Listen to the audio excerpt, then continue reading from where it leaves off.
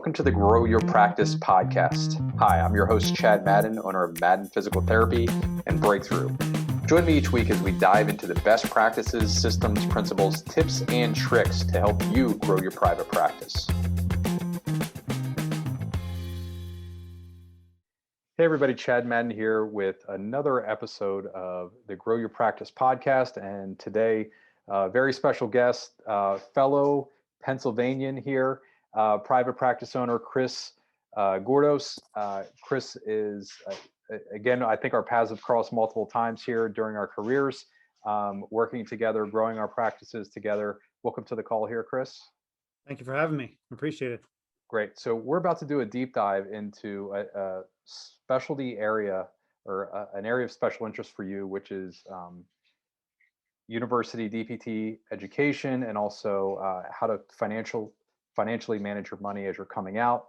Why is this important? You know, myself as an owner, we have these DPTs coming out of school with 150 to 240K in debt, and it definitely influences the workplace environment. And our negotiation as well. But before we get into that, I just wanted to know if you could fill in the blanks, let everybody know where your practice is at, how long you've been in business, what you're focused on right now with your private practice. Sure. So I graduated from the University of Scranton in 1997. I worked for NovaCare for a couple of years, then went to a physician-owned PT practice, went back to NovaCare, and then eventually was presented the opportunity to take over a place where there was another PT before, but the building owners, who were actually medical providers, wanted a new, they asked me to come and take over the place. So that was in 2009. 2 days before I graduated, I got my transition and doctorate. So I opened in 2009, June 1st of 2009, with one employee, myself. And then by October, Capital Blue Cross cut our reimbursement by 50%, so that was a 25% reduction off the top. The original practice was going to call Greater Berks Physical Therapy, which was going to be the 4 providers, our initials also, GYPP. And then we were going to have 4 offices within 2 years. However, that 50% reduction, which is 25% overall, pretty much hampered that. So I'm still at one office right now in 2021. I hired one of my past students, one of the people that was the initials. So Eric Parrish started with me in 2010. He was a past student of mine. And then I let him, we worked out an arrangement that he bought into the practice. Then by 2004, he was 50% ownership in there. And then we joined Breakthrough. Oh God, I'd have to look, and I probably should know this off the top of my head. I want to say we joined the group around 2017, 18, something like that. Prior to that point in time, we were stuck, could never get over 120 visits per week. That's kind of where we were at, and it was profitable, but it wasn't growing. And then since that point in time, we kept growing and growing until right before the pandemic hit. We had our 2 busiest months in January and February. We saw 655 monthly visits, which was huge for us. So 169 weekly visits was our top. Closed for 6 weeks. Worst decision I ever made. Made the best decision we had at that point in time, but we did close for 6 weeks. Opened back up around 45 visits. We're stuck at around 85% for a while, and then back this most recent March, we saw 820. I'm going to get this wrong. 823 visits in March. So beforehand, the busiest we ever was 655. We ramped up to 183 visits in a week. So where before the pandemic, we were talking about opening another clinic and bring on a 4th PT. We have a 3rd PT right now. And we had put that all on hold. Now it's like, okay, do we start to revisit that or not? Just a little bit gun shy, just because of, you want to make sure there's a longer past runway to make sure that this is actually sustainable. And I know it's not just our practice. This is, across the board. When I talk to my peers, people just seem to be busier just because people have held off going and they're getting their vaccine shots and coming out. We have a waiting list for the first time ever to get into our office. We've never had to do that before. And it's kind of hard. It goes against everything I stand for, of trying to get everybody within 24 to 48 hours. But I also have to get home occasionally to see my family. So that's kind of who I am. So did I answer every question? I'm sorry. Oh, you covered a lot of ground in a short period of time there. Okay. That was great. So thanks for the update there. You just hit the highest ever. I'm going to thank you for taking the time out of your busy schedule to do this, because as a treating clinician with a waiting list, I very much get that. So thank you for doing this, Chris. Oh, no problem. Great. So the one thing that you mentioned in there early in the beginning is a former student. I understand that you have had a ton of students over the years. Can you give me a ballpark of how many students you work with? About 7 years ago, I stopped counting at 100 because it just made me seem really old. So I think at the current office I'm at here, so it's 2009, I think we're right around 100 since we opened here, but that doesn't count all the ones I had in the past there. So yeah. Okay. And that's mainly a DPT, a student DPT as they're going through, they're coming to Correct. That does not do a count. clinical rotation. Correct. I don't count. We always have interns from like Penn State who are going through the kinesiology program and things like that. Just purely PT students in that count. So it's a lot. Great. So in preparation for this episode, you had sent over your 156 slide presentation. I understand you've delivered that quite a few times as well. Correct. Do you have a number there? That's a great question.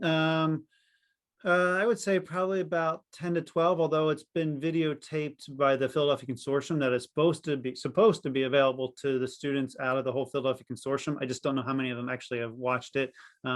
Happened right around the pandemic, so some of that stuff might have gone through the cracks. But instead of having me come to each individual university, I was able to tape it for all the universities in Philadelphia. So that's Temple, Widener, University of Sciences, Philadelphia, Drexel, Arcadia.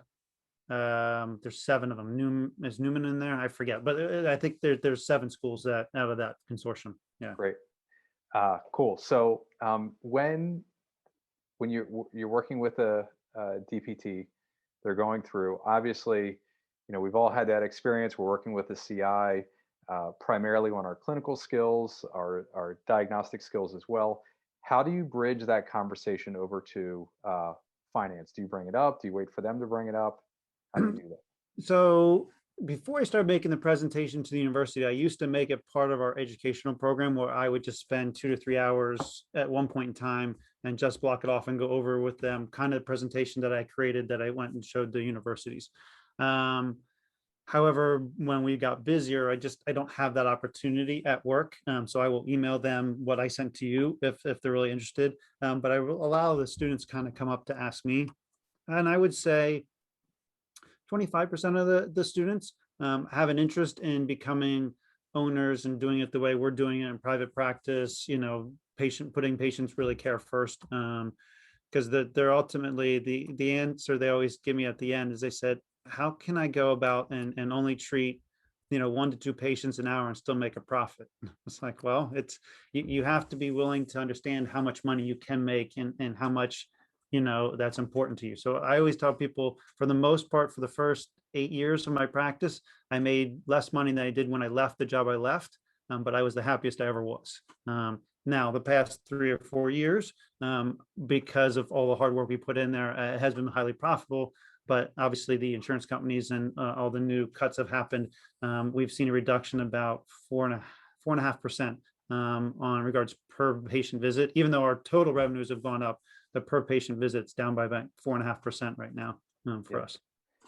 Declining reimbursements, definitely one of the major trends over the last 5 years within private practice. Also declining physician referrals, nothing new. That's been in the research as well. The one thing that we've talked about here on previous podcast episodes, and I know multiple times at the summit with both Chris Redding and the late Jeff Ostrowski, is the bubble that will never burst, and that is the cost of education. Yes. So I know from my experience, DPTs that we're talking with, average is 160K or so that they're coming out of school with their DPT. That's basically a mortgage payment for the next 30 years. Can you, and I reviewed your slides and I'm in agreement with everything that you have in there. Can you talk about a little bit of the research that you've done, the surveys that you've done, what you've found, and also ultimately how you can help steer that young DPT in the right direction? So the average student that I have over all the presentations I've done is about $150,000 in debt. And so that's quite considerable. So the rule of thumb typically is 1-to-1, meaning your debt should be equal to the salary you make your first year out of school. All right. So if you're going to make $65,000, $70,000 coming out, you shouldn't have more than $65,000 to $70,000 in debt. If you can do that, you'll be fine. Anything under that, and I tell all the students, if you're under that point in time, this whole debt, crisis that everybody talks about, you're fine. That doesn't apply to you. All right. Now, the people that, that you have that are $220,000 in debt, so now they're 3 times above that. You are talking, as I said, a mortgage. And one of the slides that I put in there is in regards to whatever you do, if you are currently dating another PT that's in the same things, think about breaking up and finding a new relationship, and I kind of say that half-heartedly, but you need to have those honest conversations with your partners, because if you have 2 PT students that fall in love and each one's $150,000 debt, now you're $300,000 in debt. I don't know how you ever dig out of that hole and have family and raise children and stuff like that. And obviously you can. And there's a book that I mentioned in there, which I know you're a fan of, is the Ryan Holiday, Obstacles the Way. And I tell all the students that this is the biggest obstacle you're going to face. And if you can figure out how to get over this, under it, through it, however you want to talk about it, that this will prepare you for any other obstacle that you're going to face later on, and allow you to say, hey, I can do this. I'm going to be successful. So try to turn it into an advantage, not a disadvantage, but recognize the problem that you have, and recognize that. And I don't think this is a PT problem. I think this is a generational problem in regards to, I have a 19-year-old son, and talking to his friends like that. They all want to graduate with the $400,000 home, the 2 weeks of vacation with one of them being overseas somewhere, the $45,000 luxury car, which is a bottom end luxury car, and they want all this stuff right away because that's what they remember their parents having. And that's what their grandparents have. They don't remember, because they were too young, when the parents are living in an apartment, driving a 8-year-old Civic, that has 150,000 miles on it, and doing that for year after year to save up to pay off stuff. Now, obviously the cost of inflation in regards to the cost of university, your education is way higher than has been the cost of reimbursement for PTs, and then such as salaries. Another thing that, and maybe this is something that we'll talk about later, but one of the things I do tell PT students is, when you're looking for a raise, so let's take away your initial salary, but you're looking for a raise, how do you know if you're owed more money? If you're getting paid your right amount? And I give them the 2.75 number. Your revenue that you bring in has to be 2.75 times your salary. If your salary, your revenue is 3 times your salary, you're underpaid. Now, if your revenue you're bringing in is only 2 times your salary, please do not go to your bosses and bring that up, and don't let them know that they're overpaying you. All right. But that's the average cost in the medical field, is 2.75. So when you figure that out, that's a lot of revenue that you have to bring in, and a lot of patients that you have to see. So that sometimes puts to them a certain perspective of why they're getting paid what they're getting paid. And obviously a new grad is not going to get paid more than an experienced therapist, because experienced therapists can see a little bit more and do a little bit better. And just for full disclosure, and I tell my students, I do at the presentation, my salary currently right now, and my business partner's salary, the 2 co-owners of the business, we pay ourselves $70,000 a year. That's it. That's what we pay. So when the grads are like, well, I don't know, I think I can't work for you for 60 or 65. I'm like, you understand, I'm only making 70 myself. I'm not going to pay you significantly more than I'm paying myself. Now, we do have a very healthy bonus structure. So that if they do really well, and we do really well, they will also do very well too. So Great. So let's deconstruct that a little bit. Okay. And full transparency, I'm at 75K. So I guess I'm overpaid in the marketplace a little bit. But I appreciate that transparency, Chris. So the 2.75 number, just to clarify, that's total compensation, right? Correct. So that's Yes. total employment cost. That's base salary, bonuses in there, paid time off if we have to bring a per diem person in. I base it. I don't base it on bonuses, because that's extra. I base it mostly on your defined costs. So that's your salary, Healthcare. 401k, your healthcare, that kind of stuff. Great. The cost to bring in a replacement person, it probably figures in there somewhere, but I haven't delved into that deep. But that's a general thing. I said the bonuses I don't ever figure, because bonuses are what they are. They're extra. That means you've done really well, and you definitely have exceeded that number. So If the bonus is a percentage of profit, the per diem expense would correct, influence that. So correct, yes, six correct, of one, half dozen of the other. Okay, fair correct. enough. Yep. Great. So some other things that you brought up in there is and by the way, I have a almost 18-year-old going through the same exact thing. At first of many for me. Yeah, And luckily I stopped at 3, Chad. So yeah, quitter.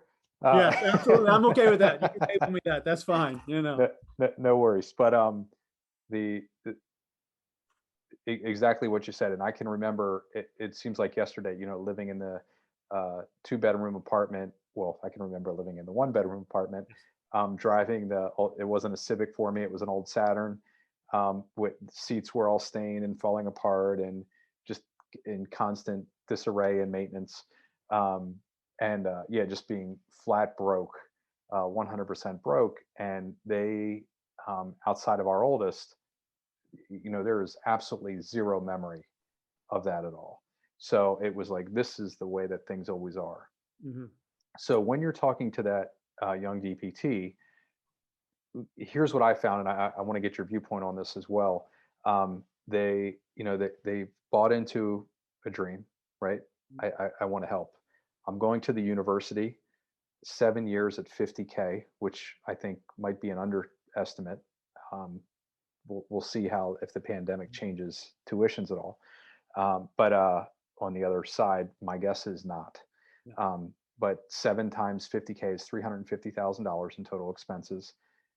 When you and I went through, I was only allowed to borrow $24,000 total. Is that what you were the same, similar?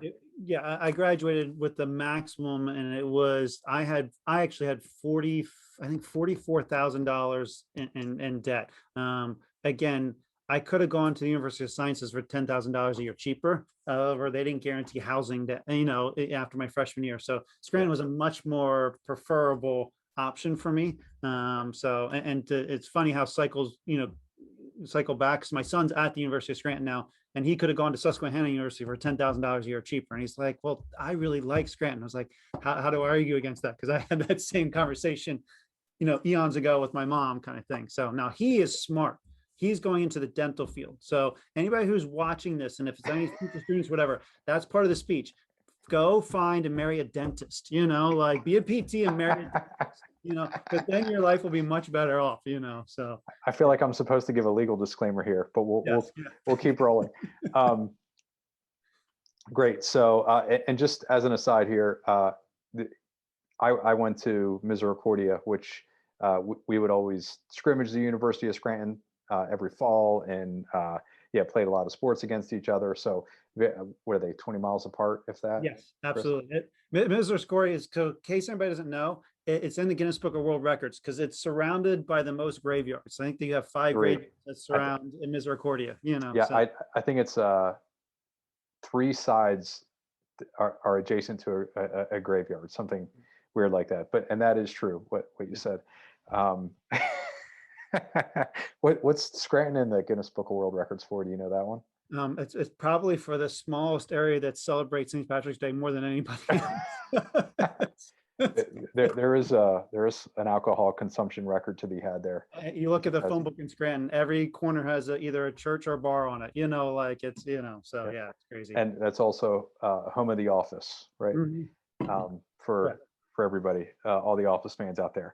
Okay, so today, DPT student coming through, I bought into the idea that, hey, $350,000, I'm going to come out of school with this amazing education, high quality of care that's going to be extremely valuable in the marketplace. Just last spring, we had, maybe I'm lying to you. It was pre-pandemic. We had 17 LVC graduating DPTs in my office. We did a whiteboard session. I recorded it, and they were just floored that they had never heard of declining reimbursements, didn't understand how direct access laws work. They were just very naive. And, they're looking at association figures, which I happened to look at yesterday. The average position being posted right now is $50. Or I'm sorry, this was like a career builder or salary.com, but I was looking at PTs. Average wage was $50 an hour. And we had to have that conversation. Fair market value in outpatient PT setting, which you've all indicated that you want to work in, is not $50 an hour. It's not even $50 an hour for somebody that's been out of school for, and has 20, 25 years of experience. That's not real, right? So here is what we're seeing in the marketplace. It's more like 65, 70, 75 here in Pennsylvania as a starting salary. And then you can earn, additional bonus money or profit sharing, just like what you're talking about. So, and they were floored, devastated. How am I going to do that? I don't understand how I'm going to take care of my student loan and then also have living expenses. Do I have to live with my parents? Now that's kind of embarrassing. I'm a doctor of PT and now I have to live with my parents. What does that look like for me? So how do you break the news to them gently and then set them about on a path of good guidance? So in the presentation, and I'll do it here at the work if a student's really interested, I do a budget spreadsheet. Here's how much you're going to make. All right. Here's your students' loans. And it's amazing that when I like the schools, some schools mandate that they have to return the worksheets that I send them. And that's where I'm getting all the data from them. Other schools make it optional. Well, it's much more applicable if everybody fills it out, even if you have 0 loans, And so on there, I have them list everything down: housing, housing costs, utilities, car payments, entertainment for the year, clothing, food, vacations, and list all that stuff. And it's amazing how many of them, when they're going through this, and they'll come and tell me, they're like, I had no idea how much I owed. I have no idea what my interest rates are because I'm making them look that up. No idea when I have to start paying it back. Don't know what options I have, whether I need to do the 10-year, the 15-year, the 20-year, the 30-year, because they're all potential options for them. And we go through that whole process and then we put it on a spreadsheet. And so what I'll do is I'll pick somebody that's at the 1-to-1 ratio, so $70,000 or below. I'll pick somebody that's usually around 150,000, the average, and then I'll pick somebody that's over 200,000, and we go through a budget for the whole class, those 3 options. And at the end, without them seeing it, say, does this person profitable or negative by the end of the their month based on what they filled out, because they filled out ahead of time and gave me all of what they think their expenses are, and some people, they're surprised they're actually profitable, but a lot of times, they're not. It's, they'll occasionally, when I run through a budget, it'll be at the end of the month, they're minus $2,300 a month, and that's a real eye-opening experience. I'm like, okay, well, you wanted to live down in Philadelphia by yourself in an apartment, well, that's just not applicable. You can't do that. Living at home for a couple of years to knock this down is not a bad idea. Going to buy a new car when you could be driving the beat up Saturn is not an option. Going out to dinner every night as opposed to taking leftovers for lunch is not an option. Where do you save money? So we go over the whole negatives. And after I do the whole negative part, so I end that part with the Chris Farley, you're going to live in a van down by the river presentation from Saturday Night Live, and so we watch that, and it's amazing how many have never seen this. They don't know that at all. Matt Foley, right? Yes, Matt Foley's the character. Yes, yeah. So I'll just say Farley. I'm sorry, yeah, Foley, Matt Foley, Chris Farley, Matt Foley, and then the last part of the presentation then is the positive part of the presentation. Then I go about how you're going to pay off the debt, and then how you're going to retire. And then we go through that whole process and to show them, this is, if you do it right, this is how it's going to work, so that by the time they get out, then they have an appreciation that you're probably going to need a second job, and that's the other thing I do tell the students, like, you're going to need some other source of income that's coming in, whether that's working as a PT in home health, whether that's working for your current employer and asking, can I work extra hours that are beyond, like, work on a Saturday morning, or you guys aren't open on Tuesday. Can I open Tuesday and see other patients and make more money doing that way? Things that we all did. I mean, that's what I did when I was out of school. I worked extra hours at a different place, and that way I could pay off my student loans before I inherited my wife's dental student loans, because that's you married a dentist. I married a dentist. Yes, I absolutely did. Yes. And all full disclosure, we will pay off her student loans when we're 62, so, that's And that's why they feel like PTs are going to be nowadays. You're going to be 62 and finally pay it off, so. There was a big point that you had in your presentation that I saw that it is what we lead with when, and I'll give you some of the background. Our new DPTs, we had an internal program in the past called Madden University, Mhm. and the one thing that came up was, what do I do with extra money? When I earn bonus money, do I pay off my student loan more quickly? Do I go out, or do I pay off consumer debt? What do I do? And what I had them go through was, anytime you get extra, like I would make the minimum, and I think you made the same point. Mhm. I would make first of all, consolidate my loans, get them down lowest interest rate possible. That's exactly what we did.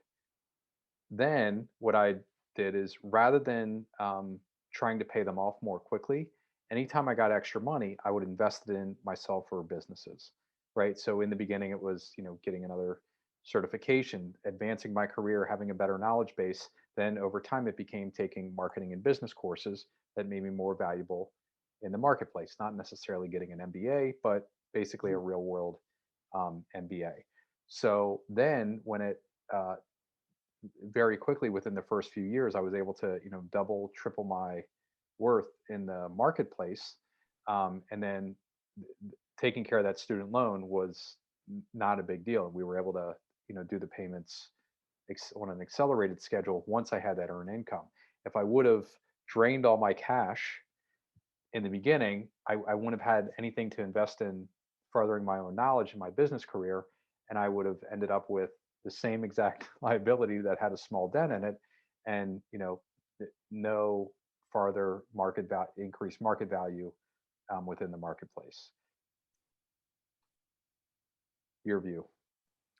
What I tell the students is that that you know you have to know there's two personalities. So there is the Dr. Spock personality and there's the puppy personality. All right. And you have to know who you are. All right. So if you're the Dr. Spock personality, your interest rates on your loans are historic lows still at this point in time. So if you can lock it in and it's at 3%, 4%, because luckily most of them are not at 7, 8%. Now some still are. It just depends on where you got your loans from. So if you can lock it in at 3, 4, 5%, then logically it says pay the bare minimum on it and use that extra money to invest in either your education to make yourself more profitable or to invest for retirement, because 65% of all the money you're going to earn for retirement is in the first 10 years of working, and typically in your 20s, so it depends on how late you want to work.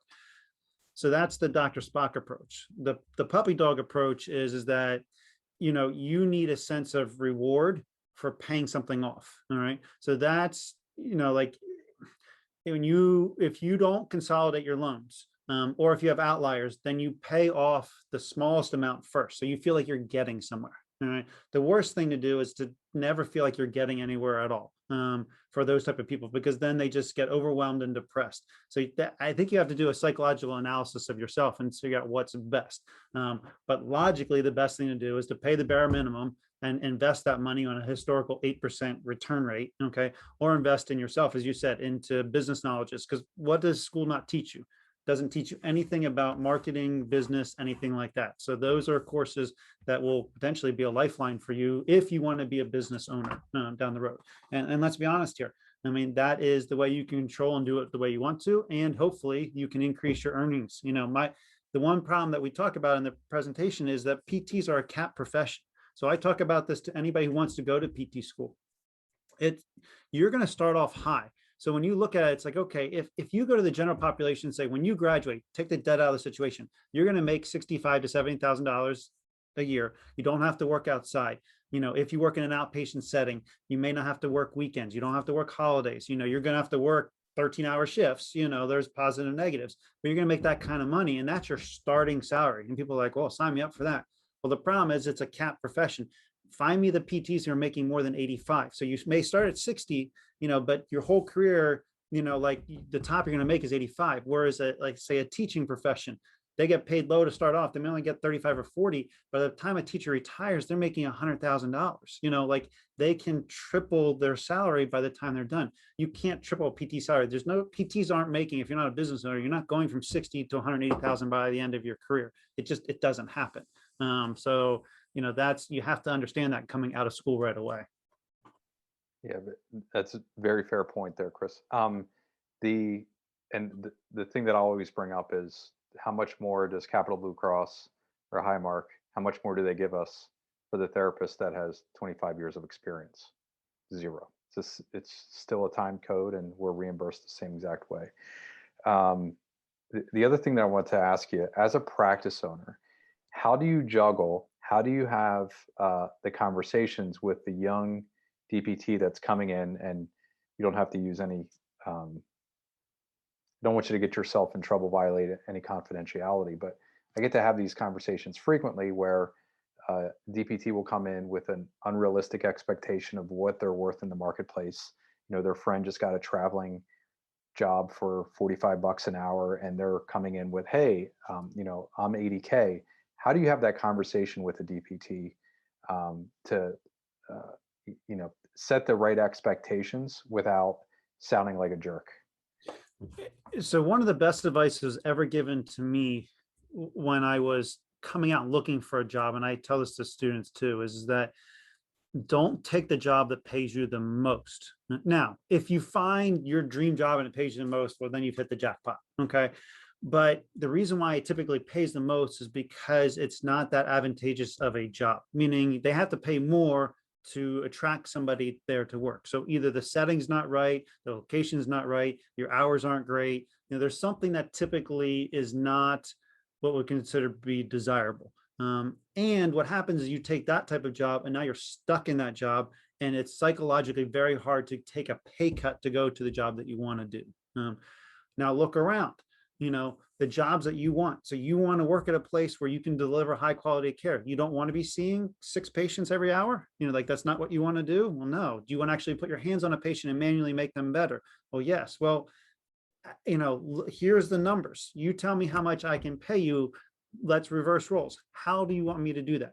How should I be able to pay you that money? And I know you are at your office. We're an open book office here. Like, we have staff meetings, we go over everything. I mean, we don't hide anything from anybody. Everybody knows exactly how much money we made, how much revenue we brought in, our expenses. When we decide to make a big purchase, like the laser that we purchased, I mean, it was a office decision, because that's the only way that I want a staff that buys in. And so I'm not constantly having to replace staff because they had unrealistic expectations.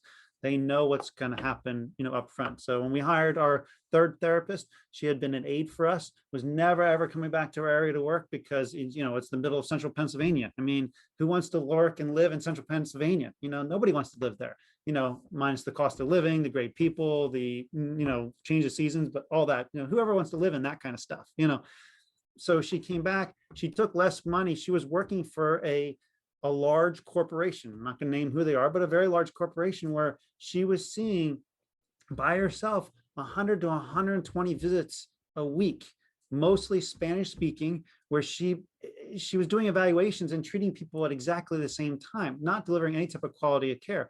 And so when she's having a bad day here, and I'll pull her aside and go, you want to go back there? And it immediately changes her opinion right away.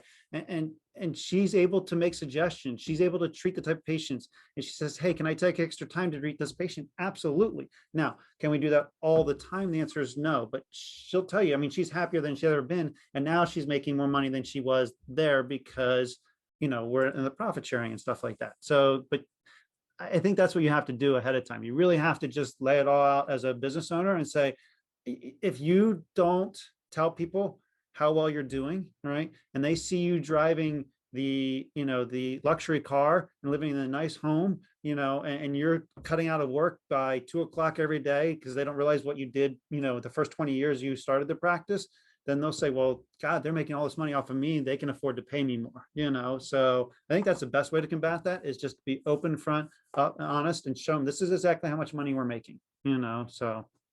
Yeah, perfect, Chris. Yeah, and I'll agree on your latter point, for sure. We So some of the things I wanted to tease out of there, the open book the principles that you're talking about there, that's the Jack Stack great game of business, where you're sharing, here's our income, here's our expenses. The biggest things that we've seen just from doing that is the clinician rarely accounts for, they see what they're billing out. So, we're billing out $200, $300 a visit, which is an arbitrary number. They don't Correct. look at what's coming in, right? So you're making $50 every 10 minutes off of me, right? But they're not looking at what is actually coming in, or if we have a capped insurance that only pays, $50 a visit or something like that.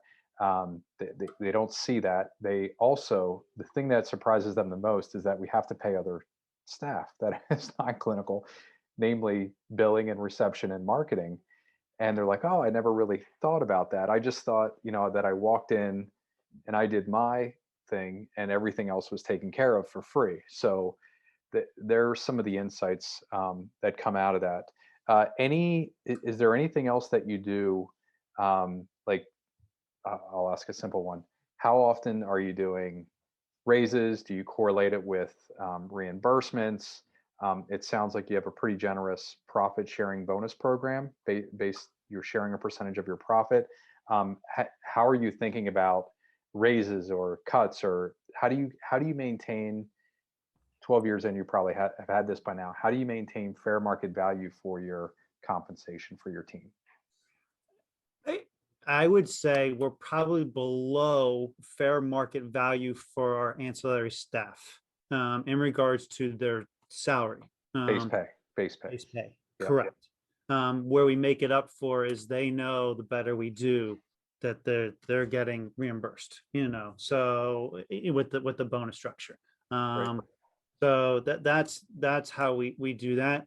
I always, and I tell people in interviews and everything like that, salaries are relatively set. Raises are definitely not a given. It's you went above and beyond, if Eric and I haven't changed our salary in, since 2010, the odds of you getting your salary changed are probably pretty low, but we still have to take that into account. So I think my office manager, in all full disclosure, I don't think she had a raise for like 5 years. And then finally last year she sat down and said, it's time. We looked at it and we're like, yep, it's time, but it's not like, okay, we're just going to give you the quarter, that 50 cents, that dollar, and I had it the other way around. I was the employee for a physician-owned practice. I knew how much money they were making. I was seeing the books and stuff like that.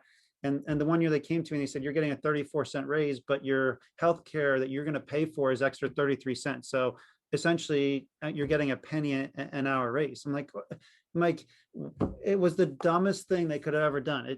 It took me, it would have been just better if you as the employer come and said, your healthcare has gone up so much that, we're not going to make you pay anymore, but you're not going to get a raise. That sounds so much better than saying we're essentially, giving you a penny an hour raise, like it doesn't look well. It doesn't sit well, kind of thing, $20 a year. They probably would have been better just handing you a $20 bill and not saying anything. Correct. But I think that most of the employees don't look at it that way. They're like, oh, great, I'm getting a 34-cent raise. Okay, perfect. This is how much more money I'm making. It's in the grand scheme of things, it's how much are you taking home, so. Very fair. Any other big points that you make when you're talking about the cost of education and giving young DPTs direction over the course of their career financially? One thing I definitely talk about, and this is not a PT thing, this is a generational thing, and this is the rich dad, poor dad thing, is what is an asset and what is a liability. And we talk about that. Okay. So yeah, most of your books that you have, I have a lot of my same shelf. Right. But the idea of, and I'll ask them, in the class, after we go over for what an asset and what a liability is, I'll ask them, what is your education? And then they really sit there and pause and think, and I tell them that it should be an asset, but it takes a long time to become an asset. Now, what's really interesting is that to tell them, it's like, okay, you move in this neighborhood. So you buy this $250,000, $300,000 house, and next to you is the guy who works at the local battery factory. And the other side of you is the plumber. And the other side is, and these, neighbors, didn't go through 7 years of school, and they're living the same place as you. How is that possible? Well, because they don't have a mountain of debt, so even though their salary's less, it takes you until you're in your 50s or 60s to finally catch up and pass a person who didn't have any of that. Now, if you're lucky enough that either because of athletic wise, well, as Warren Buffett says, the genetic lottery. Did you win it with athletic ability? Did you win it because you were, very smart? Are you born into the right family? And if you're at that person who you don't have a lot of debt, then PT is going to be easy, and you'll be able to work in the place that you want to and be very happy. It's the hard part is those students that have the $220,000 in debt, because it's really hard. So yeah, and as I said, I've worked with some of those PTs, and if you lay it all out for them and understand it's a long road and they're not going to be able to do it right away, but they still need to pay themselves first. They still need to invest so that they can eventually have that idea of they can retire and get ahead, so. Yeah, very fair. Do you want to, hiring the fourth PT, do you want to do that recorded, or do you want me to, we can end the episode? No, you can go ahead. Okay, great. So huge jump, right? 655, I think you said, to 800 plus. Yes, correct. Okay, so well, actually, we went actually from January, saw 502. February, because of snow, because it is central Pennsylvania, so it does snow occasionally. Don't be surprised by this, that we saw only 485, and then we went to 823. So it went from being like, okay, we're barely making a profit, to I don't know where to put anybody, it was a snap of a finger kind of thing for us, so. Very fair. So when did you hire the third PT? We hired the third PT and not trying to promote your stuff, right when we were ready. And it was actually called Product X back then, right before we were going to do Growth X, because it's like, okay, we're going to spend this money to go and take the next level of marketing to try to bring in. We need to have somebody prepared. And what's interesting is the person we brought in, I said, was a past aide of ours, and she loves Parkinson's and chronic pain and gait and balance issues. So we're like, great, we're going to bring somebody in that can do all that stuff. Well, that's the problem now, is now we have a waiting list for them to see her, because that is not as profitable as seeing somebody who has a knee scope or a back injury or a neck injury, because they take a lot longer. So it's like, okay, we brought in this person, but we don't advertise at all that we do that anymore, because we're so busy, so yeah, that's why we brought her in, is because we knew we were going to be marketing, and we needed to be able to, fix the funnel so we had enough space, to put people. So yeah. So how much space do you have? It's a little over 2,000 square feet. Okay, so you can see 200. Correct. Kind of tight, but it's there. It's possible. Correct. We're only open 4 days a week right now. So we need to open on Tuesday, which will allow us then to see the 200, so especially with COVID, the way it is and stuff like that. And our average patient before COVID was here an hour and a half to 2 hours in the office. Now we have to limit to about 75 minutes just because of space, Okay. So, yep. Fair. So you then said something about consistency or a longer runway. Yes. So, and by the way, we have the same exact thing going on now at our clinics, where the pandemic clinic, where Matt just hired the third clinician, they just had, I think, 156 or 165, something like that. So their schedules are full. So it's, should we bring on that other person? They have the same exact thing, 2,000 square feet. The Chris Gordos, which is really hard to say with my trays in, with my retainer trays in. They just hired their fourth, and they're the same thing. They're filling up right away. He has roughly 2,000 square feet. And just so how do you balance that? How do you think through that? So let me ask you, do you have a PT pipeline right now? Do you have therapists that you are in the interview process that you just haven't made an offer to yet? We have not.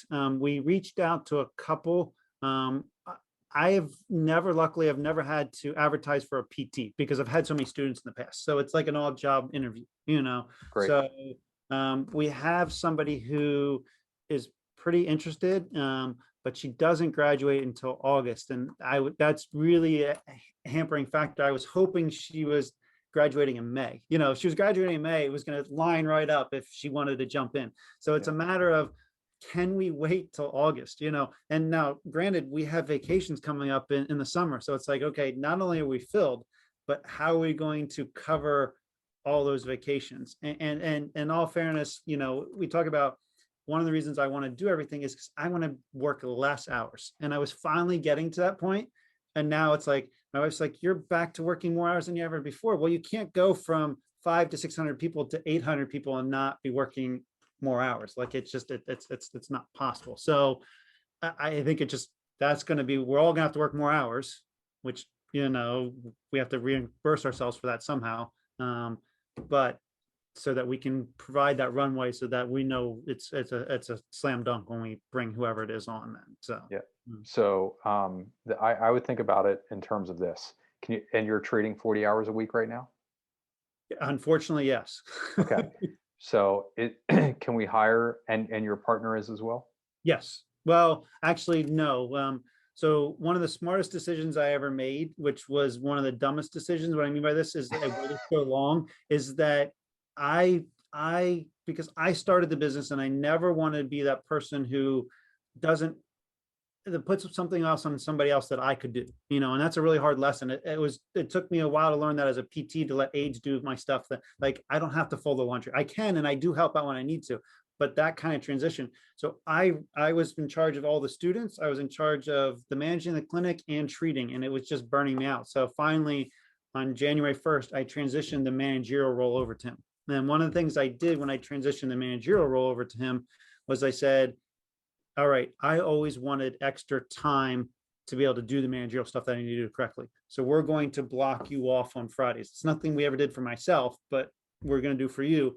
Now, that being said, I have to be 100% honest with you. The past 8 weeks, so we started in January. So the first 3 or 4 weeks, that was great, but now those blocked hours he's working 40 hours a week now too, so. Yeah. So think about, consider hiring a PT, even to bridge the next 5 or 6 months for the licensing process to take place, onboarding, training, everything else, Absolutely.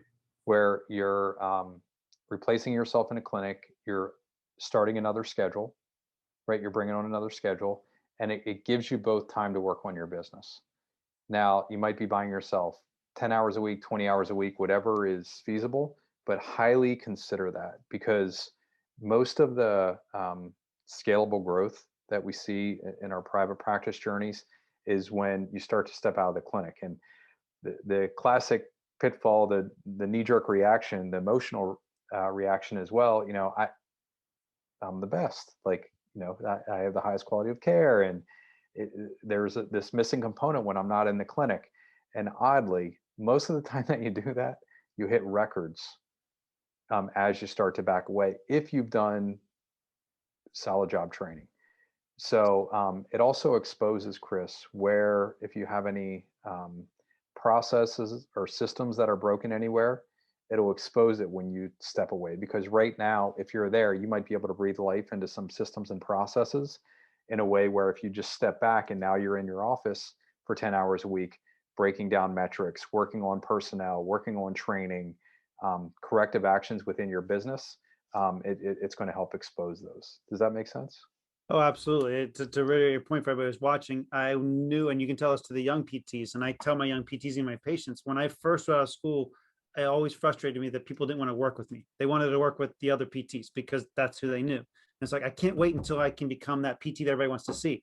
And that is a curse, because now it's like, I can't get away because everybody, and my business partners the same way. It's like, we have these people that only want to see us, and it's like, I don't have room to put a new patient. I don't have room to schedule an interview because everybody wants to see just us. So it's like, it's a curse. It's almost be better if I wasn't as good as what I did, but that's not what you want. I mean, you want to be helping people, but yeah, it's a double-edged sword. You want to be good, but once you're good, then it's hard to pull yourself out, so. Yeah, it's like my 9-year-old son saying that he wants to start shaving. When can you start shaving?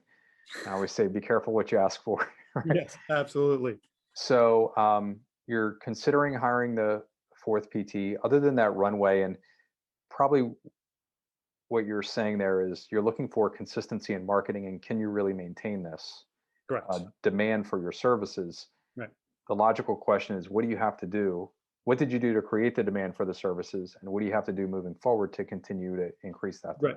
demand? So in regards to pre-pandemic, it seemed a more steady build up that it seemed like, okay, this is going to make sense that we were going to look to open another office, or bring in that fourth P, and we had scheduled that out.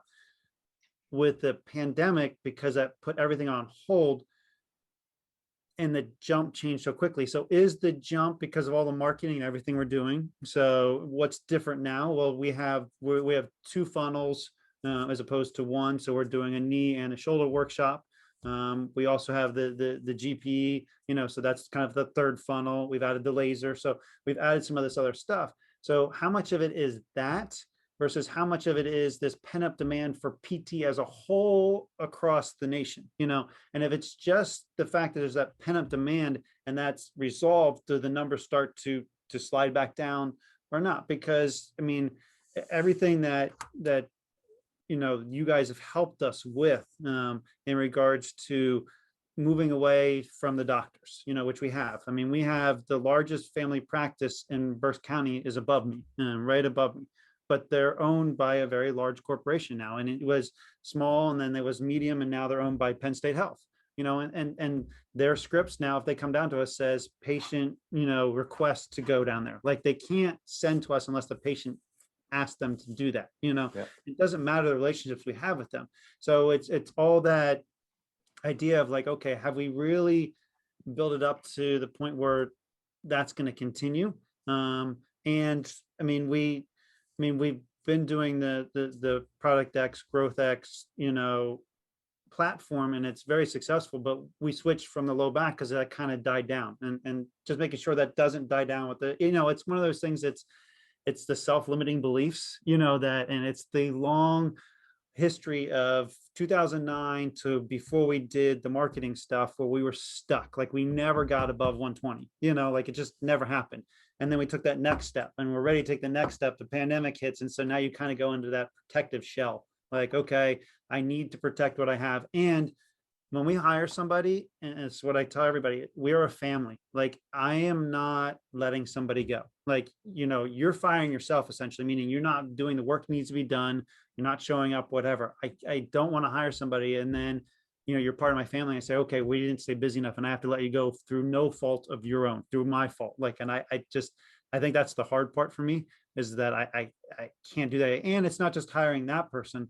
Now I have to hire that person, and I have to hire a front desk person too. So there's once I hire the new PT, I need, because we finally hired the second front desk person, and now it's like, okay, we just hired them 6 months ago, and now we're gonna have to hire another person. And one thing that I always laugh at is 3 or 4 years ago when I heard, like, oh, you need a full-time marketing person. I'm like, we're never gonna get to the point we ever need a full-time, like, that's crazy. That's, why would you pay that to, it doesn't make any sense, until the point where it's like my office manager now is almost a full-time marketing person that she can't help out the front desk. That's not what her job is, but that's what she's doing, Yeah. so it does transition that way when you get busy enough. It really does. Yeah. You definitely have to, as you scale personnel, so as you bring in more clinicians, definitely a good idea to scale and expand your marketing reach as well. All right, a couple things on that. One is you tied in there, Chris. Marketplace pandemic responses are going to be, the seventh wave or whatever number we're on now. I heard an excellent comment from Reid Hoffman, founder of LinkedIn, Mhm. and the Masters of Scale podcast. I believe the interview was there, but he has talked about, if you look at the progression, every hiccup, speed bump has been a smaller repercussion as we've gone along here to that initial response. So, do we take another step back? There's no guarantee that that doesn't happen, but there's pretty good indication now that, especially as more and more people are feeling comfortable leaving their house, vaccinated, whatever is going on there, right? That they're all trends are in the right direction. Is there pent-up demand? Absolutely, but it's, can we continue to ride that wave? The way that we're looking at it, because we're in the very much the same boat, is okay. Now all of our teams are busy and full. How can we continue to capture this market demand and reproduce it in the future? The key is for us. There's three places you can get new patients. You talked about the referral sources in your area already. That's, hit home. It's hit your same building, right? And we Mhm. compete with Penn State and UPMC and everybody here, same as you. Yep. So the only two other places we can go are past patients. And right now you have a huge past patient list, right, Yep. from the last 12 years or so. And, using that as a go-to whenever you need a bump. And then also the other one is going to the public. So we think about media diversification, like in Shrewsbury, once we were established online, then it's okay, where can we expand here? And it's, for us, it was print and direct mail. And we start to capture and expand our media presence so that those workshops, and especially if there's anything on the Facebook platform changes, or our Google SEO, SEM, anything there changes, our online presence, that we're diversified and we're mitigating any potential wave as much as possible. So, in all that rambling, did any of that help you make a decision moving forward? Yeah, I mean, it's it's taking that scary step. And the other thing is that it's nice having a balance of a partner, but the problem is that when you have a partner, you have to make sure both people are on board. So in some regards, it'd be much easier decision to make. You just say, okay, I'm going to do it, and then all of it's on me. But it's not. So Yeah. but now, and my business partner did say when this gets posted, he wants to watch. So I'll tell him just fast forward to the last 20 minutes, to listen to, because it's hearing somebody else say it too is always very influential. Yeah. So. What's your partner's name? Eric. Oh yeah, you did Parrish, right? Correct. Yeah, Yes. yeah. Yes. Okay. Yeah. The other thing that I do, both with Carl and the leadership team at Breakthrough frequently, and then also at Madden and Gilbert Physical Therapy, is we'll go through best case, worst case scenario. So here's the decision we want to make. What's the best case scenario if we hire that fourth PT? What's the worst case scenario if we hire the fourth PT? What's the best case scenario if we don't hire somebody? What's the worst case scenario if we don't hire somebody? And you can do, I think it's called a Pew matrix, PUGH, right, for decision, like a just decision analysis. And usually, if we talk that out and we go into that meeting, where we put some thought in, and we're prepped to a degree, we can make a swift and decisive and confident business decision. The other thing is, with the experience, we know that sometimes we're wrong, but at least we put the homework in to hedge our bet a little bit. But hopefully that helps you out. Yeah. Great. Other than that, Chris, any words of wisdom for listeners, for viewers here, in terms of practice growth, emerging from the pandemic, anything that you're really looking forward to here in the future? So, and the podcast goes out to people who aren't just part of members of Public Breakthrough. face. It's public. So one of the concerns my business partner always has, and it's a funny positive concern, is anytime I go to, and I can't wait till we can do these things in person again, by the way, but anytime we go to a quarterly thing, I always come back spending more money and doing something. And everything we have done has increased revenue, whether it was adding the stop pain, and we're talking some little things, whether it's going and doing the manual courses with Dan Neff, whether it's adding the laser, whether it's adding another funnel, like any of that stuff have all been scary steps. I always tell people with our business partnership, I am frugal. My business partner is cheap, and there is a difference. Okay. And we say that to patients, so he knows that and stuff like that. We'll go to Target and to buy a piece of furniture, and we'll argue that people actually thought we were a couple, because of our arguing over a $80 lamp or whatever that we're buying for the office. But what helps is when somebody that's in the same market as us. So luckily for us, I mean, you're in central Pennsylvania, so it worked for you. That made an easy sell for my business partner, because I was always the one that was looking for ways to advance and do that kind of stuff. And he's from the Midwest, so he's a little bit more conservative in regards to that. Not that we're on the East Coast here, or that, we're not out in California where they're willing to do whatever they want, kind of thing. But, listen to the experts who have done it before. And I mean, you guys haven't steered us wrong in anything. Not that there isn't changes in work. And one of the things that we have a great coach, our coach is Connor, that he helps us and pushes us and stuff like that. But one thing I promised Connor the first time I met him is I said, you'll never hear me say, but we're different, and I've never said that to him, because every situation is different, but there is commonalities you can find in any practice, whether you're in Texas and California, Oregon, New York. There's certain things that are just consistent across the board. Such things as we talk about today is the student debt is consistent across the board. Now it's probably a little bit less down in the South because the tuition is cheaper. I mean, when we're talking these, and this is when I talk to the students as a whole, when you look at the debt pandemic for student loans, the reason why there isn't a bigger issue to that is because you understand that 88% of the people who graduate with student loans are less than $40,000.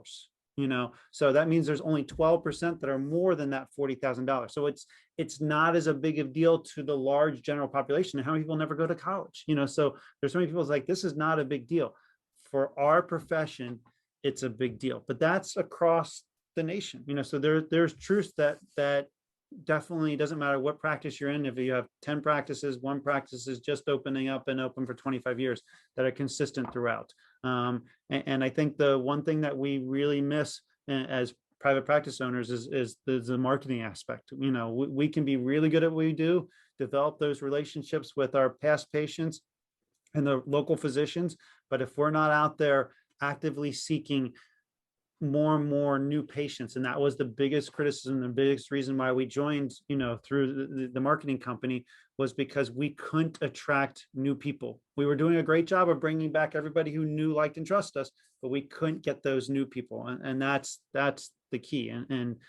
So the next option after we open up bring the fourth PT in is then maybe revisiting opening that another office, because if it's far enough but close enough away, you have some of those people that are in the middle that you kind of be able to market to that can go both ways.